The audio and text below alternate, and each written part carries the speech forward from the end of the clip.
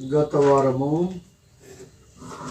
ఈయన తన యొద్దకు వచ్చు వారిని తోసిపుచ్చు, ఈయన తన ద్వారా దేవుని యొద్దకు వచ్చు వారిని వారి పక్షముగా విజ్ఞాపన చేయుటకు నిరంతరము జీవించున్నాడు గనుక వారిని సంపూర్ణముగా రక్షించుటకు శక్తిమంతుడై ఉన్నాడనే విషయాన్ని మనము ఉదాహరణగా ఇశ్రాయేలు ప్రజలను ఏ విధంగా దేవుడు సంపూర్ణంగా రక్షించారు, ఏ విధముగా శత్రులను సంపూర్ణముగా నిర్మూలించారు అనేటటువంటి గొప్ప విషయాన్ని మనము ధ్యానించుకున్నాం. ఈరోజు యేసు ప్రభు చేసిన ప్రార్థన ఏంటి? ఆయన ఈ లోకంలో ఉన్నప్పుడు మానవాళి కొరకు ఆయన చేసిన విజ్ఞాపన ఏంటి? యోహాను సువార్త 17వ అధ్యాయం అంతా కూడా యేసు ప్రభు చేసిన ప్రార్థన. ఈ లోకంలో శరీరధారిగా ఉన్నప్పుడు ఆయన సర్వ మానవాళి కొరకు చేసిన విజ్ఞాపన. కనుక ఒకసారి ఆ అధ్యాయాన్ని మనం చూసినట్లయితే యేసు ప్రభువారు ఈ లోకంలో ఉన్నటువంటి మనుషుల కొరకు ఏమని ప్రార్థించారు, దేని కొరకు విజ్ఞాపన చేశారు అని మనము ఆలోచన చేసినట్లయితే, ముందు మాటగా మనము గమనించినప్పుడు మహాప్రభు ఆయన కనులెత్తి ఆకాశం వైపు చూస్తూ, తండ్రి, నా గడియ వచ్చిన్నది, నీ కుమారుడు నిన్ను మహింపరచున్నట్లు నీ కుమారుని మహింపరచుము. నీవు నీ కుమారునికి ఇచ్చిన వారందరికీ అనగా నిత్య జీవము అనుగ్రహించినట్లు సర్వ శరీరుల మీదను ఆయనకు అధికారం ఇచ్చితివి. ఇది ఈ అధ్యాయమంతా కూడా ప్రభు చేసిన ప్రార్థన. మొట్టమొదటి విషయాన్ని మనం గమనించినట్లయితే, ఆ మహాప్రభు ఆకాశం వైపు కన్నులెత్తి ఇలా ప్రార్థన చేయించున్నారు, తండ్రి, నీ కుమారుని మహిమపరచు. ఎలాగైతే నీ కుమారుడు భూమి యందు నిన్ను మహిమపరిచాడో, ఎంత గొప్ప విషయమో చూడండి. అలాగే నీ కుమారుని కూడా మహింపరచుము. నీవు నీ కుమారునికి ఇచ్చిన వారందరికీ నిత్య జీవము అనుగ్రహించున్నట్లు సర్వ శరీరుల మీదను నాకు అధికారం ఇచ్చితివి. ఎంత గొప్ప దేవుడో చూడండి. ఈరోజు తెలుసుకోవాల్సిన సత్యం ఏంటంటే, మనుషులు ఏమనుకున్నారంటే, దీనికి నేను అధికారిని, ఈ దేశానికి నేనే అధికారిని, ఈ రాష్ట్రానికి నేనే అధికారిని, ఈ జిల్లాకు నేను అధికారిని, ఈ మండలానికి నేను అధికారిని, ఈ పంచాయతీకి నేను అధికారిని, ఈ గ్రామానికి నేను అధికారిని, ఈ కుటుంబానికి నేనే అధికారిని, లేక నాకు నేనే అధికారిని, ఎవరి మాట వినను. ఇలా ప్రతి మనుష్యుడు కూడా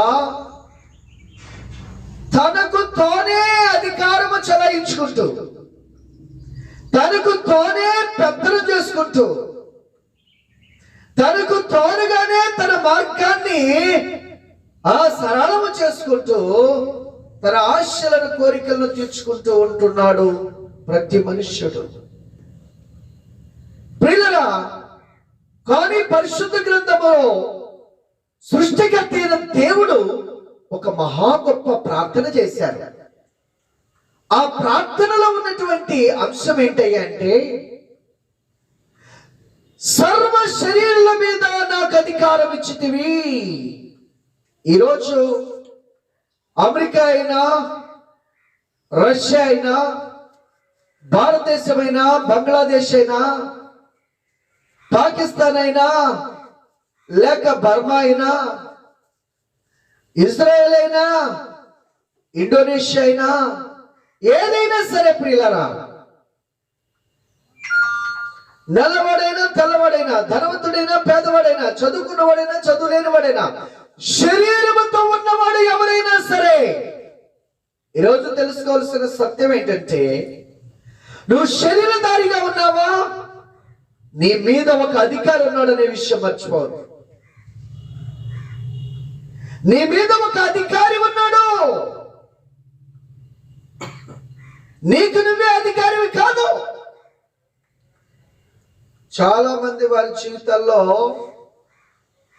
ఎలాంటి మనస్సు కలిగి ఉన్నారో మనం చూస్తున్నాం.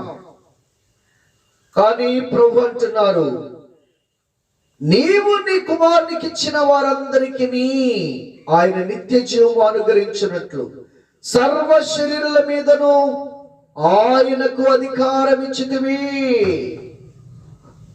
ఒక తోట యజమానుడు ఉన్నాడు అనుకోండి. ఆ తోటలో ఒక కాపలాదారుని పెడితే ఆ కాపలాదారుడి మీద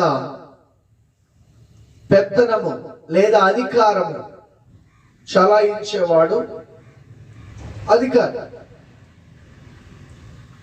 ఆ తోటను ఎలా కాయాలో, ఆ తోటను ఎలా సేద్యము చేయాలో, ఆ తోటను ఎలాగో బాగు చేయాలో, ఆ తోటలో ఉన్నటువంటి చెట్లను ఏ విధముగా సంరక్షించాలో, ఏ విధముగా వాటిని పోషించాలో, అది ఆ పనివానికి అప్పగించబడిన తర్వాత ఆ పనివాడి గనుక దానిని సరైన రీతిలో సేద్యము చేయక, కాపు కాయక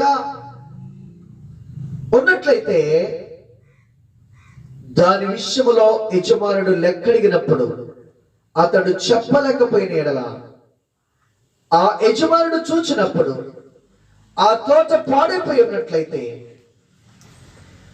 ఆ తోట పాడైపోయినట్లయితే అతనికి ఎట్టి పరిస్థితుల్లో జీతం ఈకపోగా అతని మీదకి శిక్ష రావటం అనేది తథ్యం.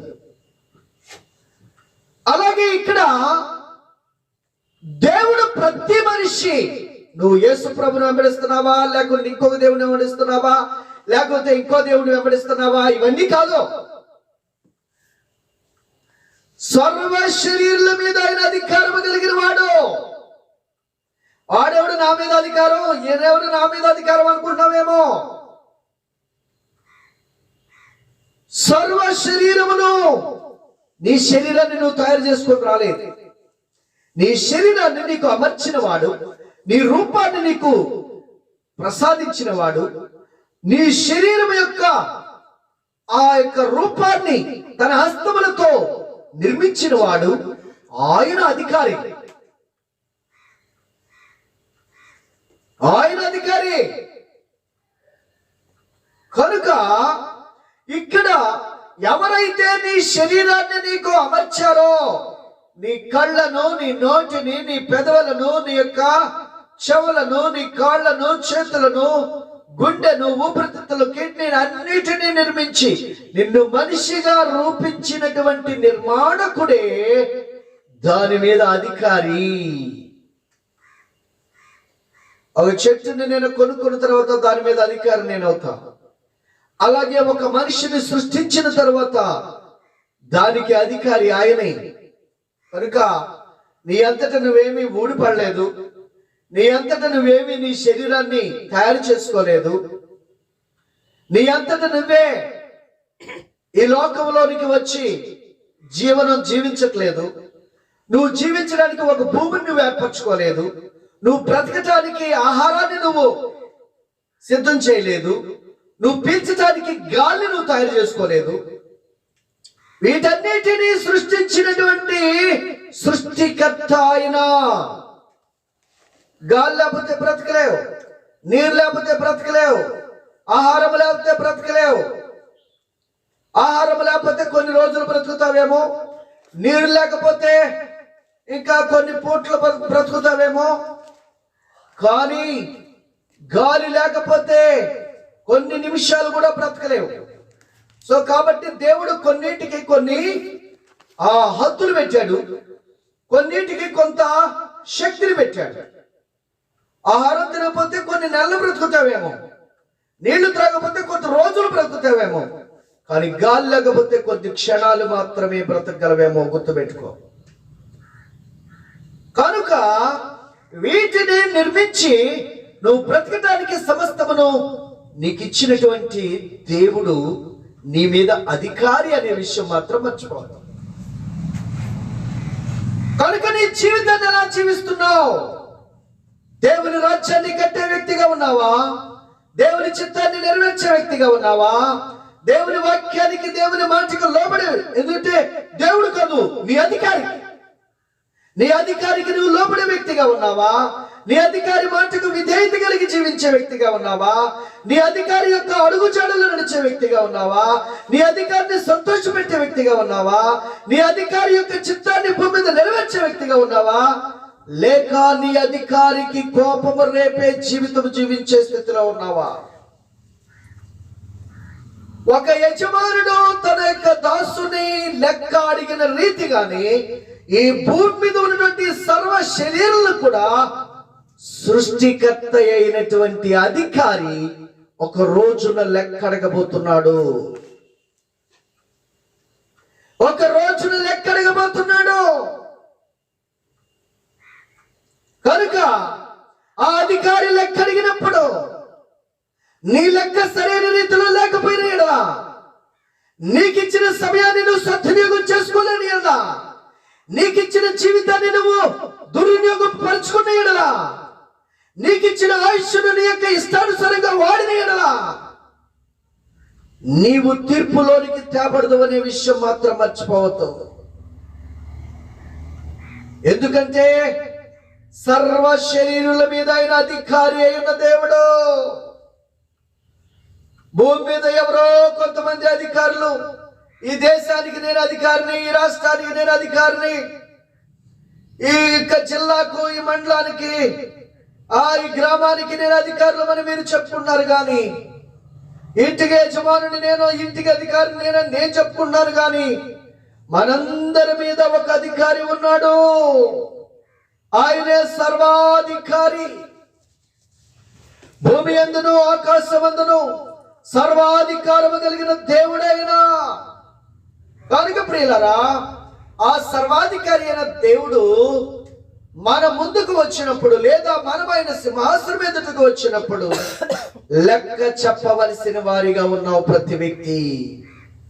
కనుక భూమి మీద అందుకే దేవుడు అన్నారు, ఆయన తూకం వేయును. తూకం వేసినప్పుడు నీ ఆత్మీయ జీవితం ఎంత ఉందో, నీ ప్రార్థన జీవితం ఎంత ఉందో, నీకు దేవుడిచ్చినటువంటి భూలోక జీవితంలో ఎంతమందిని నువ్వు రక్షించగలిగినావో, ఎంతమందిని ప్రభు యొద్దకు నడిపించగలిగినావో, ఎంతమందికి నువ్వు ఆశ్చర్యకరంగా ఉన్నావో, ఎంతమందికి నువ్వు అడ్డుబండగా ఉన్నావో దేవుడు సమస్తము ఎరిగిన దేవుడు. కనుక ప్రియ సహోదరి సహోదరులారా, ఆయన ఎదుటికి వెళ్ళినప్పుడు ఆయన తూకం వేస్తారు. ఇంకొక మాట అన్నారు, తూర్పారబడతారు అని. ప్రియులరా, ఒక కళ్ళములో, ఒక పొలములో పండినటువంటి పంటంతా కూడా నూర్చిన తర్వాత తూర్పారబట్టబడింది. అలాగే ఈ భూమండలం మీద ఉన్నటువంటి సర్వ మానవాళి కూడా ఒక సమయమున, రాకడ దినమున ఇది అంతా కూడా కూర్చబడిన తర్వాత తీర్పు చేయబడింది. అదే తూర్పారబట్టటం. కనుక ఏ వ్యక్తి తప్పించుకోడండి. నువ్వు యేసు ప్రభుకి శత్రువుగా బ్రతుకుతున్నావా? యేసు ప్రభు అంటే నీకుగా అసలు అసహ్యముతో నువ్వు బ్రతుకుతున్నావా? నీకు ఒకటి ఉంది. ఒక దినమున భూమి మీద మనం ఎన్నో రకాలుగా తప్పించుకోవచ్చు, ఎన్నో రకాలుగా మనము మనుషులను మాయ చేయవచ్చు. కానీ సృష్టికర్త అయిన దేవుణ్ణి మాయ చేయట అసాధ్యము. కనుక ఈ రోజు మనం తెలుసుకోవాల్సినటువంటి కొన్ని సత్యాల్లో నెంబర్ 1 పాయింట్, సర్వ భూమండలం మీద ఉన్నటువంటి సర్వ మానవ శరీరము దాల్చినటువంటి సమస్త శరీరుల మీద ఒక అధికారి ఉన్నాడు.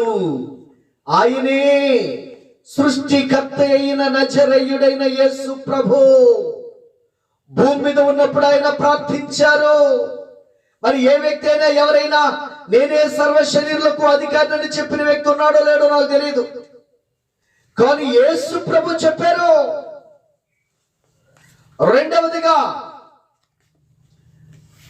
తండ్రి నీవు నాకు అనుగ్రహించిన వారందరికీ నిత్య జీవం అనుగ్రహించినట్లు. ఈరోజు నిత్య జీవానికి వెళ్ళాలి అంటే, ఈరోజు మోక్షానికి వెళ్ళాలి అంటే, ఈరోజు పరలోకంలో ప్రవేశించాలి అంటే, ఈరోజు నరకము నుండి తప్పించబడి యుగ యుగాలు తరతరాలు ఆ నిత్య జీవములో ప్రవేశించాలి అంటే ఒకే ఒక్క మార్గం అండి. అదే నజరేయుడైన యేసు అనే మార్గం. యేసు ప్రభు అన్నారు, నా ద్వారా తప్ప ఎవడును తండ్రి రాజ్యములో ప్రవేశింపలేడని నిశ్చయముగా మీతో చెప్పుచున్నానెను. మరి భూమి మీద ఇంకెవరన్నా నా ద్వారానే మోక్షానికి నిన్ను తీసుకెళ్తానని చెప్పిన వాళ్ళు ఉన్నారా? నాకు తెలియదు. కానీ ఈ రోజు యేసు ప్రభు చెప్పుచున్నటువంటి సత్యం ఏంటంటే, ఆయన భూమి మీద ఉన్నప్పుడు ప్రార్థించినటువంటి ఒక గొప్ప అంశం ఏమిటంటే, తండ్రి అయిన దేవుడు ఆ కుమారుడైనటువంటి మన రక్షకుడైనటువంటి క్రీస్తు ప్రభువుకి అప్పగించినటువంటి మనుషులు ఎవరైతే ఉన్నారో వారందరికీ కూడా నిత్య జీవాన్ని అనుగ్రహించి లేదా నిత్య జీవానికి చేర్చేటటువంటి అధికారము కలిగినటువంటి ఒకే ఒక్క వ్యక్తి, ఆయనే నజరేయుడైన యేసు. ఇక ఎవరు లేరండి ఈ లోకంలో. నిత్య జీవానికి నిన్ను చేర్చే అధికారి. నోటి ద్వారా అన్నం తింటాం, నోటి ద్వారా గాలి పీలుస్తారంటే కొద్ది సమయం బ్రతుకుతామేమో కానీ ఆ తర్వాత కష్టం. ముక్కు ద్వారా గాలి పీలుస్తాం, ముక్కు ద్వారా నేను అన్నం తింటానంటే అది అసాధ్యం. సో దేవుడు గాలి పీల్చడానికి ముక్కు నిర్మించాడు, ఆహారం తినడానికి మాట్లాడటానికి చక్కగా నోటినిచ్చాడు. కనుక దేని ఉపయోగం దాందే, దేని యొక్క శక్తి దాందే. గాలిని శుద్ధి చేసి చక్కని గాలిని లోపల పంపించే శక్తి ముక్కుకుంది. నోటిలో చక్కగా నమిలి ఆహారాన్ని జీర్ణం చేసే జీర్ణరసాలను ఉత్పత్తి చేసే శక్తి నోటికుంది. అలాగే పరలోకానికి వెళ్ళుటకు, పరలోకానికి తీసుకువెళ్ళటకు, పరలోకమునకు చేర్చుటకు శక్తి కలిగిన ఒకే ఒక్క దేవుడు ఉన్నారు. ఆయనే నజరేయుడైన యేసు. ఆయన తప్ప వేరొకరు లేరు. ఆయన చెప్పుచున్న మాట, నా ద్వారా తప్ప ఎవడును తండ్రి యొద్దకు రాలేడని మీతో నిశ్చయముగా చెప్పుచున్నాను. ఇక్కడే ఉన్నారంటే, తండ్రి నీవు నాకు అప్పగించిన వారందరికీ నిత్య జీవము అనుగ్రహించున్నట్లు. ఈరోజు ఏ మార్గం ద్వారా నువ్వు మోక్షానికి వెళ్ళాలనుకుంటున్నావు? ఏ మార్గం ద్వారా నువ్వు మోక్షాన్ని సంపాదించుకోవాలనుకుంటున్నావు? ఎవరో నాలాంటి వాళ్ళు రాసినటువంటి రాతలు, కవితలు చూసి, లేదా నాలాంటి వాళ్ళు తయారు చేసినటువంటి కొన్ని ఆ విగ్రహాలను లేక రకరకమైనటువంటి వాటిని అనుసరించటం వలన మోక్షానికి వెళ్ళగలుగుతామా? మనుషుల చేతులతో చేసినటువంటి వాటిని వెంబడించి మనం మోక్షానికి వెళ్ళగలుగుతామా? మనుషుల్నే తయారు చేసినటువంటి మానవ రూపాన్ని రూపించినటువంటి రూపకల్పి అయినటువంటి ఆ శిల్పి ద్వారా మనము నిత్య జీవానికి వెళ్ళగలుగుతామా? ఒక్కసారి పరిశీలన చేసుకోవాలి ఇక్కడ. కనుక రెండు విషయాలు మనం చూస్తున్నాము. ఒకటి, సర్వ శరీరుల మీద ఆయన అధికారి అయిన దేవుడు. రెండు, ఆయన యొద్దకు వచ్చే వారందరినీ కూడా ఆయన నిత్య జీవానికి చేర్చుటకు అధికారము కలిగి ఉన్న దేవుడు. ఎంత గొప్ప విషయము!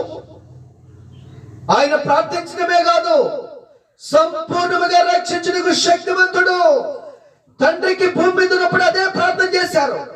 తండ్రి, భూమి యందును ఆకాశమందును సర్వాధికారం నాకు ఇచ్చున్నావు, సర్వ శరీరుల మీద నాకు అధికారం ఇచ్చున్నావు. కాబట్టి ఎవరైతే నా ఎందుకు వస్తున్నారో, ఎవరైతే నువ్వు నాకు అప్పగించావో వారినందరినీ నేను నిత్య జీవానికి చేర్చుటకు అధికారం ఇచ్చావు నాయనా. ఎంత గొప్ప దేవుడో చూడండి. కనుక ఈరోజు నువ్వు నేర్చుకోవాల్సినటువంటి సత్యం ఇది.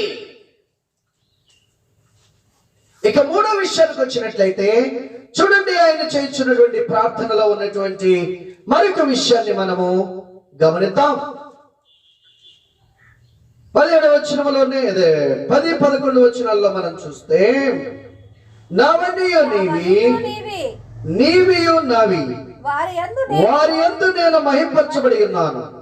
నేనిద్దరు లోకములో ఉండను గాని వీరు లోకములో ఉన్నారు. నేను నీ యొద్దకు వచ్చుచున్నాను. పరిశుద్ధుడైన తండ్రి, మనము ఏకమై ఉన్నలాగున వారును ఏకమై ఉండునట్లు నీవు నాకు అనుగ్రహించిన నీ నామమందు వారిని కాపాడుము. ఎంత గొప్ప ప్రార్థన చూడండి. యేసు ప్రభువారు తన బిడ్డలందరూ ఎలా ఉండాలని కోరుకుంటున్నారు?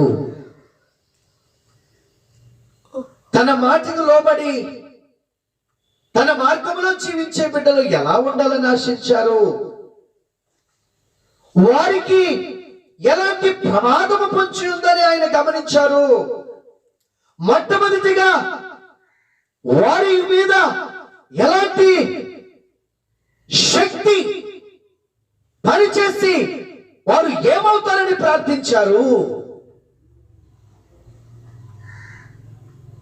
వారు దేవునితో జీవించాలి అంటే తండ్రి కుమారులు ఎలా ఐక్యమై ఉన్నారో అలా దేవునితో ఐక్యమై ఉండాలి అంటే తండ్రి కుమారుడును అలాగే ఒక విశ్వాసి కూడా దేవునితో కుమారునితో ఐక్యమై ఉండాలి అంటే ఎలా జీవిస్తే, ఎలా భక్తి చేస్తే,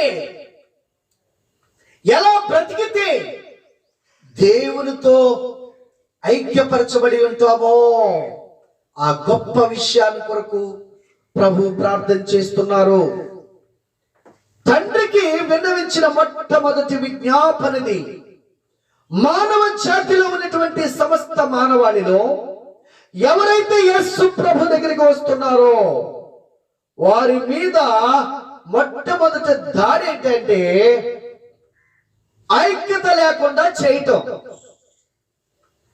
ఈ రోజున ప్రేమించుకున్నటువంటి భార్యాభర్తలు, ప్రేమించి పెళ్లి చేసుకున్న భార్యాభర్తలు విడిపోవడానికి కారణం,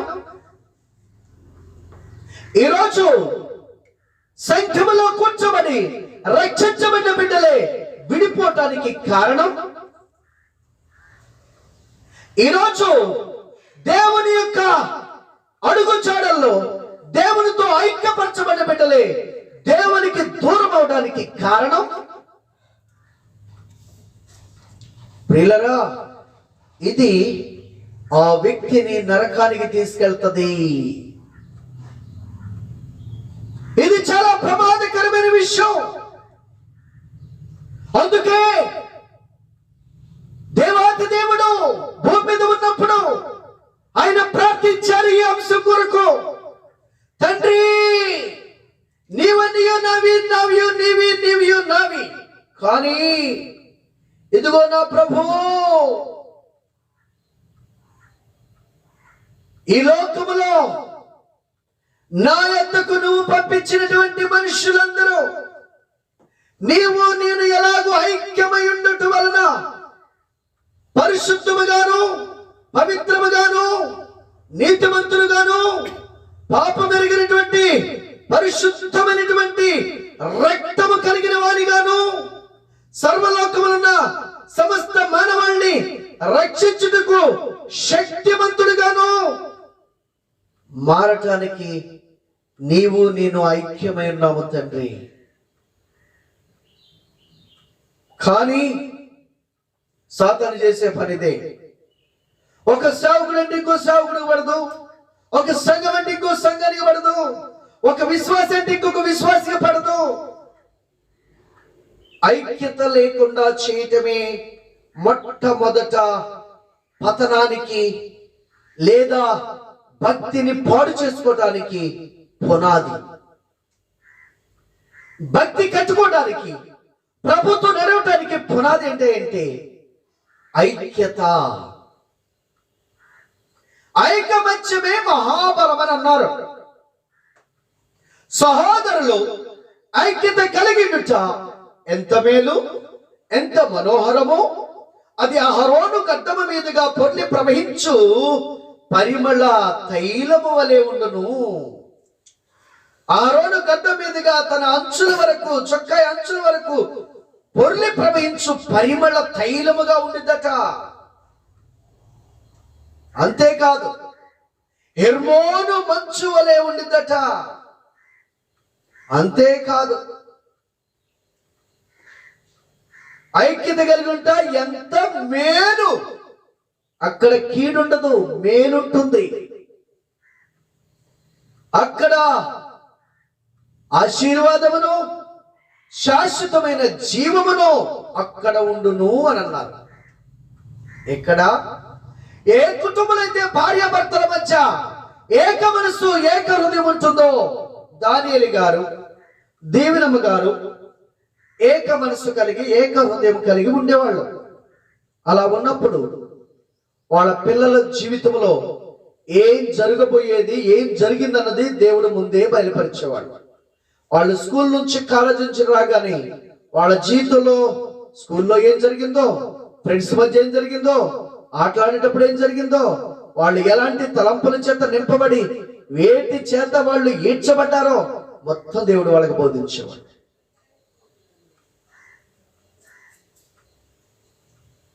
ఈరోజు మనం గమనించినట్లయితే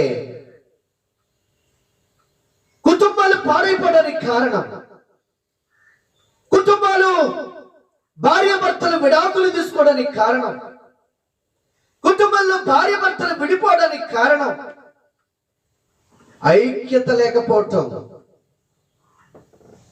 భర్త ప్రార్థిస్తే భార్య ప్రార్థించకపోవటం, భార్య ప్రార్థిస్తే భర్త ప్రార్థించకపోవటం, భార్య ప్రభుని వెంబడిస్తే భర్త లోకాన్ని వెంబడించటం, భర్త ప్రభుని వెంబడిస్తే భార్య లోకాన్ని వెంబడించటం. చూడండి, తల్లిదండ్రులు జోగారు చెప్పిన సాక్ష్యం, దానియేలు గారు ఇచ్చినటువంటి అనుభవ సాక్ష్యం.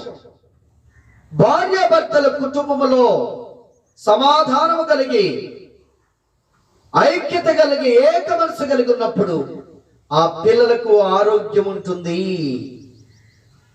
ఆ పిల్లలు అభివృద్ధి చెందుతారు. ఆ పిల్లలు ఆశీర్వదించబడి అత్యున్నతమైన స్థానానికి ఎదుగుతారు. ఇది సత్యం. ఏ కుటుంబంలో చూసినా, ఏ కుటుంబాన్ని చూసినా దేవునికి లోబడిన భార్యాభర్తల పిల్లలు ఎంతో చక్కగా అభివృద్ధి చెందటం చూస్తున్నాం. దానియేలు గారు, దీవెనమ్మ గారు, వారు సంపూర్ణంగా దేవునికి సమర్పించుకున్నారు, సంపూర్ణంగా దేవునికి లోబడి బ్రతికారు. కనుక వారి పిల్లలు ప్రపంచానికి ప్రవక్తలుగా మార్చబడ్డారు. లక్షలాది మంది ప్రజలను రక్షించగలిగినారు. లక్షలాది మంది ప్రజలకు దేవుని రాజ్యాన్ని రుచి చూపించారు. పరలోకానికి అర్హులుగా నడిపించగలిగారు. ప్రియ సహోదరి సహోదరులారా, కనుక ఒక తల్లి కన్నీరు, ఒక తండ్రి విజ్ఞాపన తన బిడ్డలకు ఒక ప్రత్యేకమైన అగ్ని కవచముగా మార్చబడింది. ఒక ప్రత్యేకమైన అగ్ని కంచెగా కుటుంబానికి వేయబడింది. కనుక అది మన బైబిల్లోనే చూస్తున్నాము. ఏమి ఎలాగూ ప్రార్థించటం వలన తన జీవితంలో ఎలాంటి కంచె వేసుకున్నాడో మనం చూస్తున్నాం. ఏషావు తండ్రి ప్రార్థన, తన కుమారుడు మరి యాకోబు యొక్క ప్రార్థన ఎలాగూ తన కుమారుని ఉన్నతమైన స్థితికి తీసుకెళ్ళిందో మనం చూస్తున్నాం. సో తల్లిదండ్రులుగా దేవునికి లోబడి దేవుని యందు భయభక్తులు కలిగి బ్రతికిన తర్వాత ఆ ఆశీర్వాదం బిడ్డలు తప్పకుండా చూస్తారు. ఆ ఆశీర్వాదాన్ని బిడ్డలు తప్పకుండా పొందుకుంటారు. ఎందుకంటే దేవుని యొక్క మార్గం అది. దేవుని మార్గములో ఆ దీవెన ఉంది. ఐక్యత కలిగి ఉన్నప్పుడు, ఏకమై ఉన్నప్పుడు, ఏకమైనటువంటి ఏకహృదయము ఏకాత్మ కలిగి ఉన్నటువంటి కుటుంబాల్లో గొప్ప ఆశీర్వాదాలు చూస్తారు. ఐక్యత కలిగి ఉండుట ఎంత మేలు, ఎంత మనోహరం.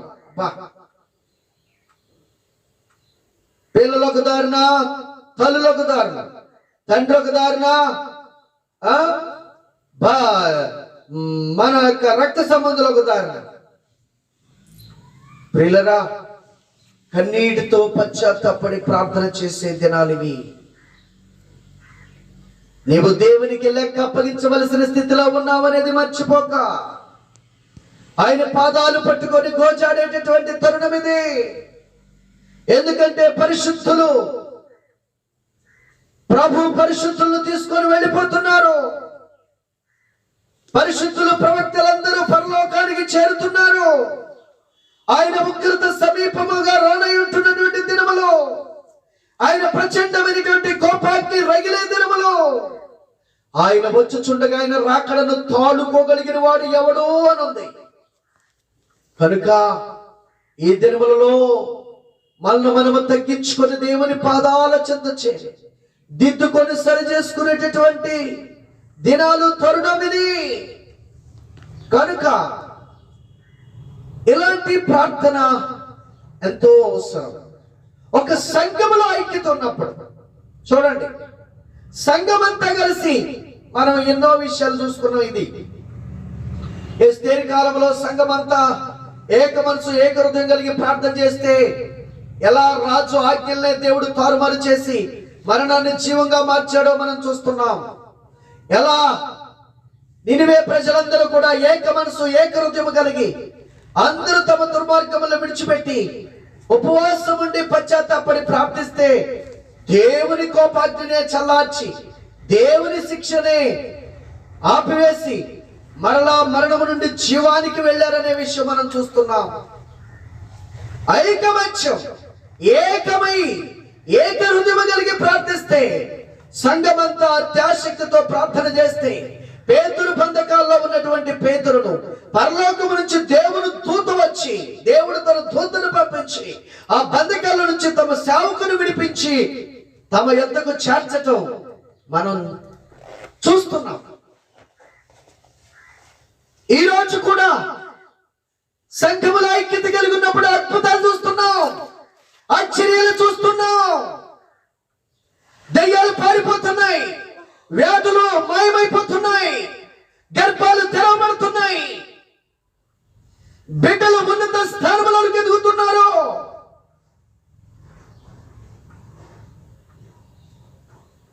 ఎక్కడ ఐక్యత ఉంటుందో అక్కడ ఆశీర్వాదం ఉంటుంది. ఎక్కడ ఏక మనసు ఏక హృదయం ఉంటుందో అక్కడ దేవుని శక్తి ప్రవహిస్తూ ఉంటుంది. కనుక ఓ సంఘమునకు ఎంత అవసరమో ఈరోజు చూస్తే ఎవరి తోరనాడిదే బైబిల్ వెంబడించడం కాదు.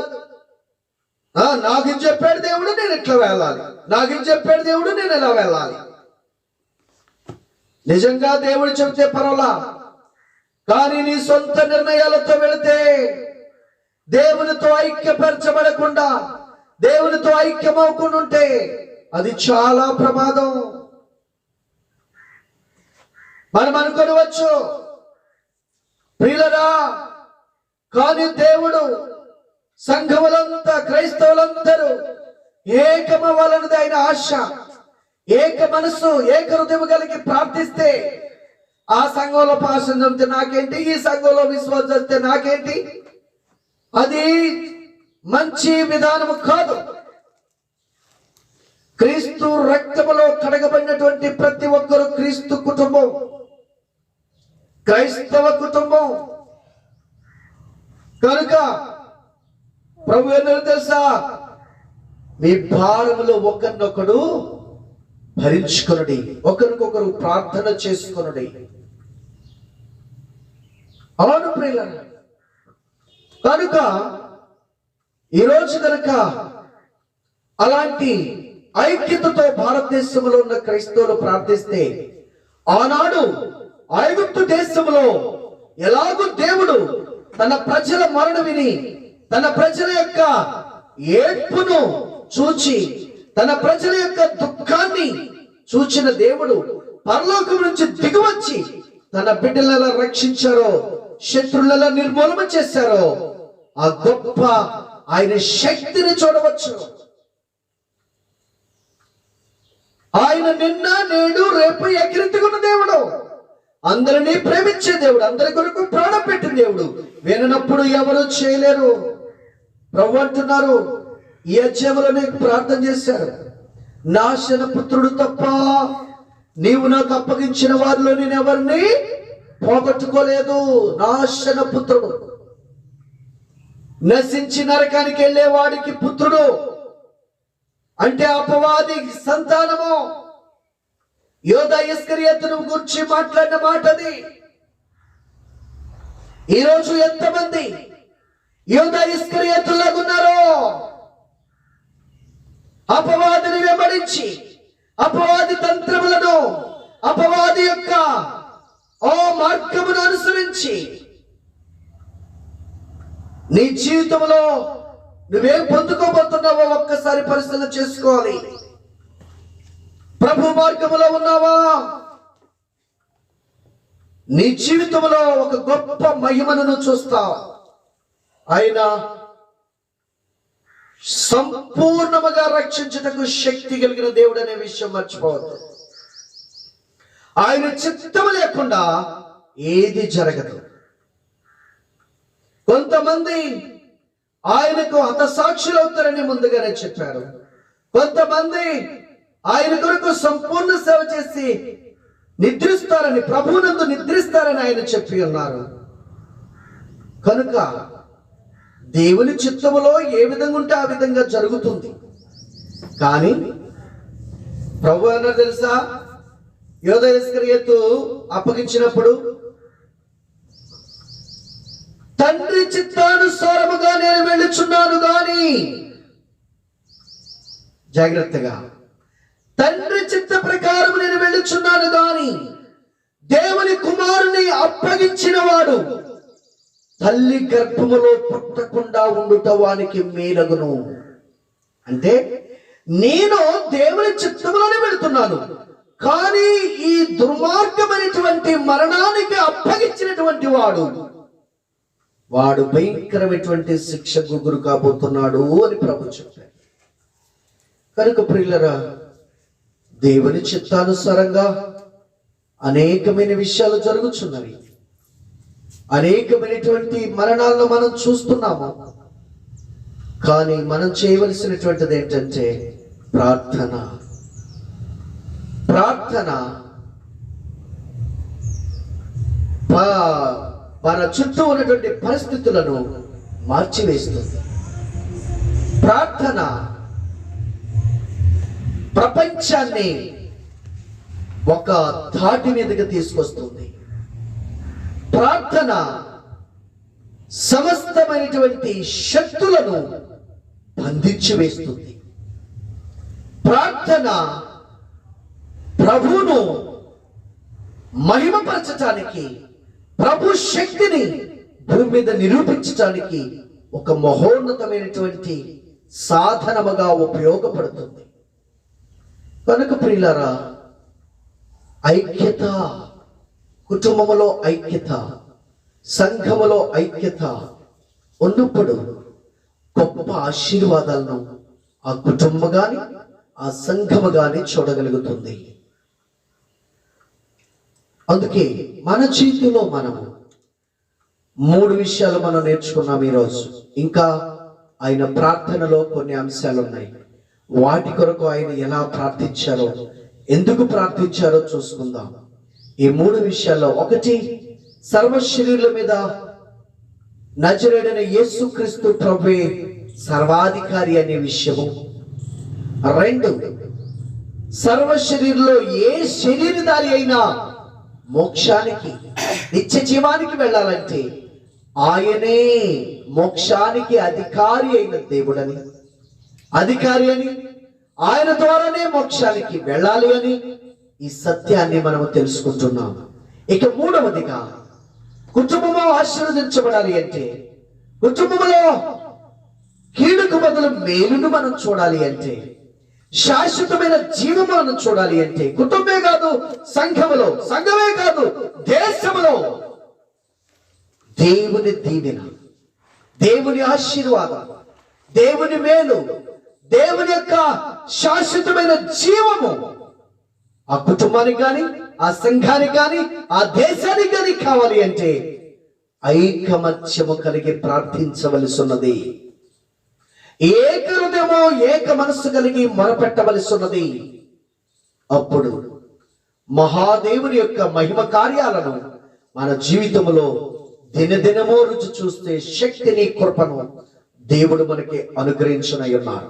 కనుక ఒక్కసారి మనం పరిశీలన చేసుకొని, ఇంతకాలంలో మనం ఏం సాధించాం, ఇంతకాలంలో మనం ఏం సంపాదించాం, ఏ విధంగా మన జీవితం గడిచింది, మన కుటుంబము ఏ విధంగా గడిచింది, మన సంఘంలో ఏ విధంగా గడిచింది, ఎందుకు దేవుని ఆశీర్వాదము, ఎందుకు దేవుని మహిమ, ఎందుకు దైవ కార్యములు చూడలేకపోతున్నాం అనేటటువంటి దాన్ని పరిశీలన చేసుకొని ప్రభు సన్నిధిలో నీ మీద, నా మీద దేవుడు సర్వాధికారి అని ఒక దినమున ఆయన సింహాసనం ముందు లెక్క చెప్పవలసిన వారిగా ఉన్నామని, అదే రీతిలో ఆయన ద్వారా మాత్రమే నిత్య జీవానికి వెళతామనే విషయము మర్చిపోకుండా మరణం వరకు గుర్తించుకొని ప్రభు అడుగు జాడల్లో నడవటానికి మనం తగ్గించుకొని ఆయన వాక్యానుసారంగా జీవించటానికి మనం ప్రభువుకు సమర్పించుకొని ప్రార్థన చేసుకుందాం. మహాపరిశుద్ధుడా, ప్రేమ నమ్మకమైన మా తండ్రి, మీ పాదాలకే స్తుతులు స్తోత్రములయ్యా.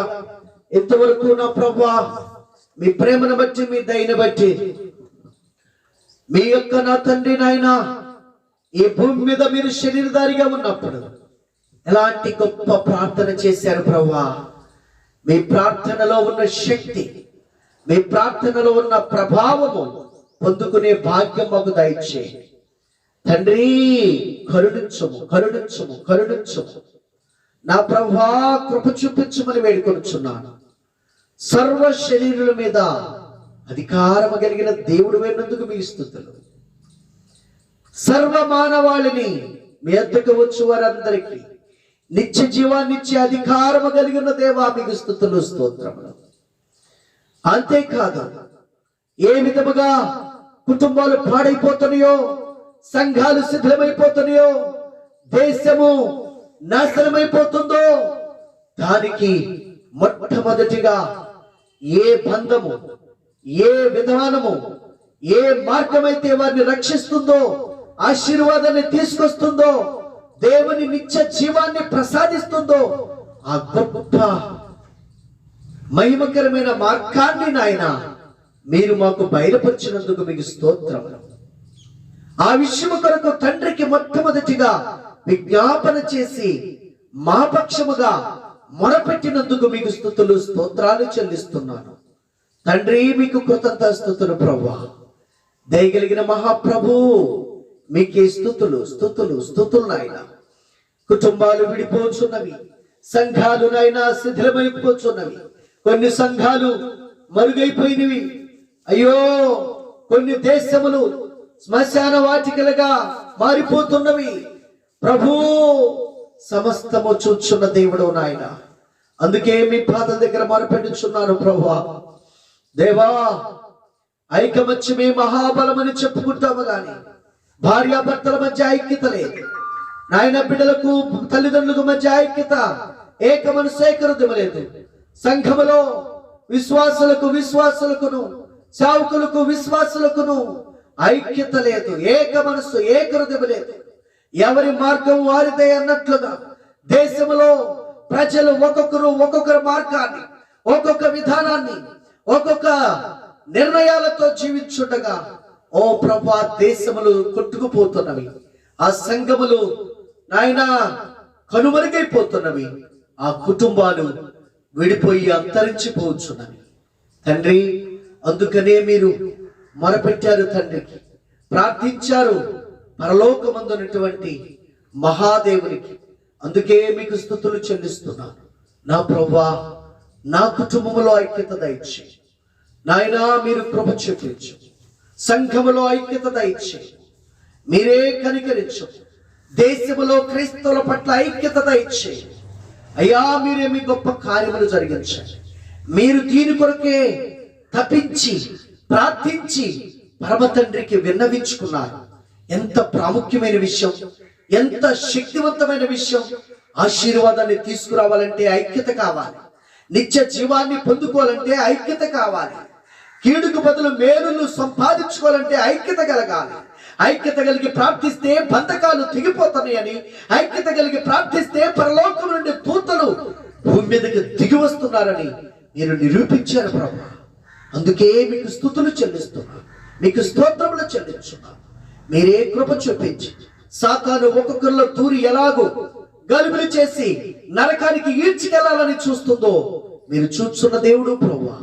మీరు నాకు అప్పగించిన వారిని నాయనా ఎవరిని పోగొట్టుకోకున్నట్లు కృప చూపించి రక్షించండి తండ్రిని. మార్గంలో జీవించే భాగ్యమును దయచేసి మీ నామానికి మహిమ తెచ్చుకోమని, అయోగ్యుడిన పాత్రను ప్రభువు నా ప్రార్థన ఆలకించమని యేసుక్రీస్తు వారి యొక్క సర్వశక్తి కలిగిన నామమున దీనముగా ప్రార్థించి వేడుకొనుచున్నాను తండ్రి, ఆమేన్. మన తండ్రి అయినటువంటి దేవుని యొక్క దీవెన, కుమారుడైన యేసుక్రీస్తు వారి కృప, పరిశుద్ధాత్మ తండ్రి యొక్క అన్యోన్య సహవాసము ఎక్కడున్న మనకును ఆశించిన ప్రతి బిడ్డకును తోడుగా ఉండి, ఏ కుటుంబములో ఇదిగో ఈ భయంకరమైనటువంటి విభేదించే ఆత్మ, ఏ సంఘములో ఈ విభేదించి విడిపోయే ఆత్మ, ఏ దేశములో విభేదించి విమోచించి విడుదల ఎవరి మార్గంలో వాడెళ్ళి నాశనమును తెచ్చుకునేటటువంటి ఆత్మ నశించిపోవాలి ప్రభు.